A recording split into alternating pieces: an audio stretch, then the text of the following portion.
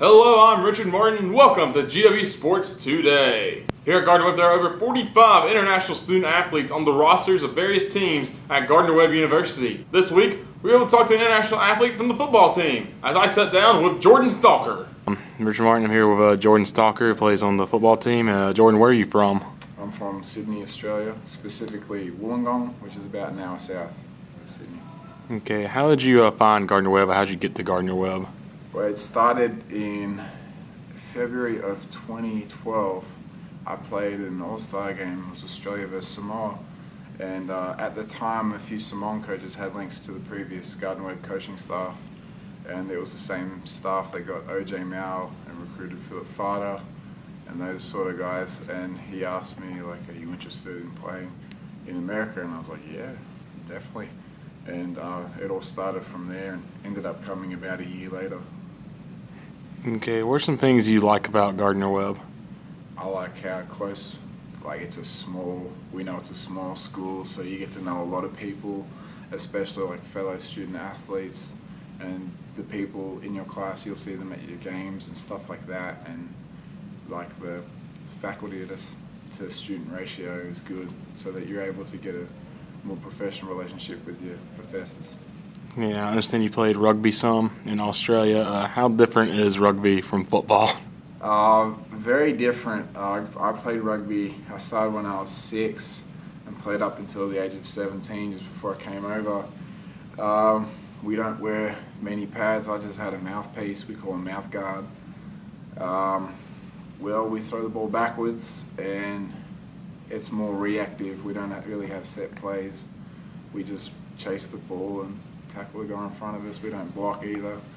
It's a real simple version of American football.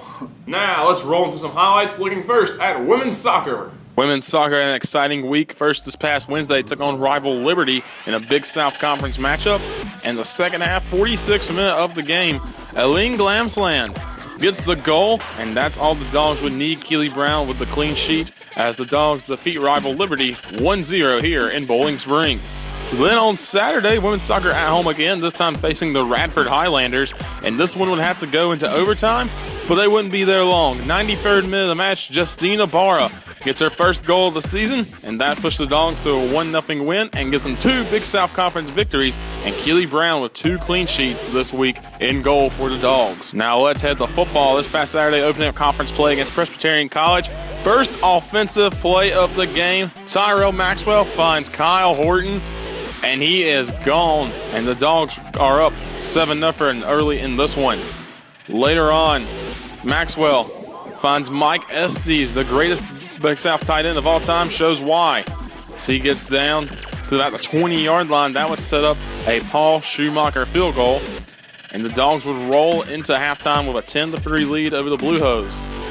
Later on, Tyrell Maxwell, hey, this one-play stuff is working. Coming out of the media timeout, Maxwell is going to keep it, and he is going to go all the way 87 yards for Maxwell, the quarterback keeper, as he dives in the end zone to get the Dogs in front 17-3. Later on, Maxwell throws it, and Kyle Horton with an amazing catch sends up the Dogs at the 1-yard line. That leads Khalil Lewis. Hey, he's the FCS leader in rushing touchdowns for a reason. Powers his way through, just gets across the goal line to get his 10th touchdown of the season. And Gardner-Webb rolls over the Presbyterian Blue Hose 24-3 in Spangler Stadium. Now let's look at what's going on this week in Gardner-Webb athletics, and this week is homecoming week. This week, the women's golf team is continuing their play at the Terrier Intercollegiate in Walford.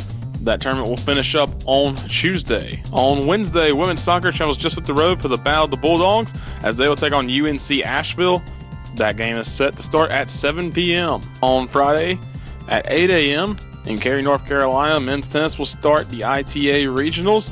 That will be go for this entire weekend. At 5 o'clock on Friday, cross country will be up in Kernersville for the Vert Classic. Men's and women's will both be running in that race. And at 7 o'clock at home, volleyball takes on High Point. That'll be at 7 o'clock in Paul Porter Arena. Saturday, a busy Saturday. Men's soccer is on the road at Winthrop. That starts at 1 p.m. in Rock Hill. At 1:30, it's the homecoming football game as Gardner-Webb takes on former conference rival Coastal Carolina. Game set to start at 1:30 p.m. And at 5 p.m., volleyball is at home to conference foe Campbell. That'll be another home match in Paul Porter Arena. And starting on Sunday, women's golf will be at the WCU Invitational in Hayesville, North Carolina. That'll go through this Tuesday. And finally, men's golf will be at the Phoenix Invitational in Burlington, North Carolina. That'll also go through this next Tuesday. Now, I need help from you guys. If you know me, you know I work with the Gardner-Webb football team, so I will not be able to attend all of the homecoming events this weekend. I may be able to get some film and some photos, but it's going to be a really tough task. So this is where you come in. If you have any photos, video footage, anything like that from homecoming this weekend, please send it to me at the email address here on the screen so I can use it for our homecoming highlight package next weekend. It's going to be a really good video. I'm going to work really hard on it, but I need your help. So just send it to this email on the screen. And don't forget, for your Gardner-Webb student news, check us out at gwu-today.com. For your Gardner-Webb sporting news, check out gwsports.com. Thank you for watching, and let's go Dogs!